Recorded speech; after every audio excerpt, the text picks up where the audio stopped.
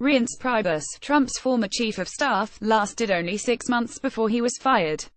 But the man who bragged about taking down Priebus got a mere 10 days as the most profane White House spokesman in the history of the Republic. The mooch only got about 48 hours to gloat about cock-blocking his rival, before he too bit the dust. Washington politicos are pumping out high-minded analysis about the clash between establishment Republicans, represented by Priebus, and the Visigoths he swept into office with Trump. But the poisonous political atmosphere emanating from the Trump presidency won't clear up any time soon. Don't count on new Chief of Staff John Kelly, who made his name treating immigrant workers like criminals and deploying thugs in ICE uniforms to terrify Latina grandmothers, to fix the Trump mess. The chaos goes all the way to the top. And it will undoubtedly continue. Certainly, the arrival of the mooch and his foul-mouthed rants was a fascinating chapter in the disastrous Trump regime. It caused Washington political analysts to express disbelief, as they have been doing since Trump won his party's nomination, became president, and then continued to be Trump. The mooch caused them to wonder afresh what is going on. How can this be happening? The simplest explanation is that there are a lot of drugs being used, says former Democratic Party of Wisconsin Communication Director Graham Zielinski.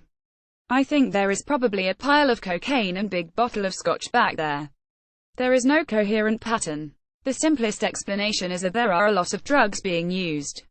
Zielinski, who was pushed out of his job after making unpolitic comments comparing Wisconsin Governor Scott Walker to noted Wisconsin cannibal Jeffrey Dahmer, was always popular with reporters. He gave great quotes, he knew a lot, but his impolitic remarks seem positively quaint in the Trump era. Zielinski also emphasizes the deliberate destruction of civility and civil society by Republicans, not just by the colorful characters, Trump and the mooch, but also by low-key money man Reince Priebus. Priebus played a key role in the rise of Wisconsin's divide-and-conquer politics, based on nurturing deep racial antagonisms and making explicit attacks on teachers and other public employees the norm. Wisconsin was Trump before Trump, Zielinski notes. Back in the era of country club Republican governors Tommy Thompson and Lee Dreyfus, the Wisconsin Republicans did not devote itself to targeting labor unions, slashing public school funding, stirring up racial resentment, or preventing poor people, black people, and students from voting, the way it did after Reince Priebus became state party chair. Priebus nurtured that style of politics as practiced by divisive Governor Scott Walker, and ushered Wisconsin into a new, mean Walker era. When he went on to become chairman of the Republican National Committee, Priebus and his close friend House Speaker Paul Ryan took Wisconsin mean to the national level. Priebus ushered Wisconsin into a new, mean Walker era.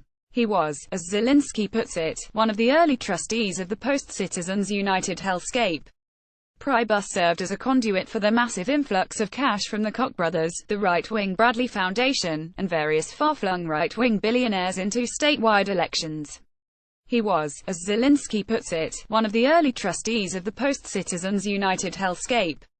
That experience served him well in his position at the helm of the National Republican Party, where he deployed his wrecking ball in the service of President Trump.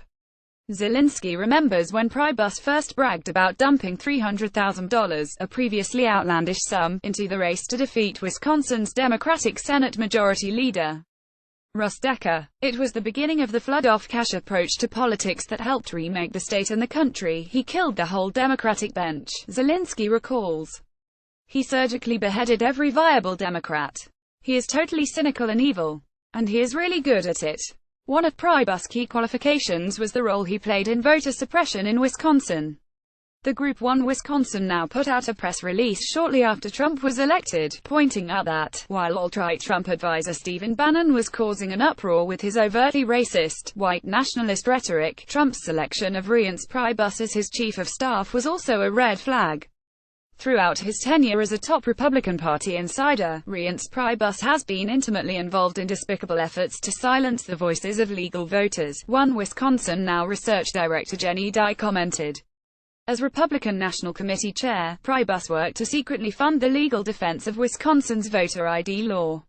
And back in 2010 he was linked to a voter caging plot that was used to suppress minority votes in Milwaukee precincts. In 2008, Priebus headed up a scheme to intimidate minority voters using Republican poll watchers. It's not just the crudeness and bigotry of loudmouth and Chief Donald Trump, or his late, unlamented spokesman Anthony Scaramucci, or scary racist Steve Bannon that is destabilizing the country. The current political moment is the result of a long-term effort by Republican strategists and moneymen, including reince priebus, to destroy the foundations of our democracy for their own short-term gain. May their careers, like their vision for America, be nasty, brutish, and short.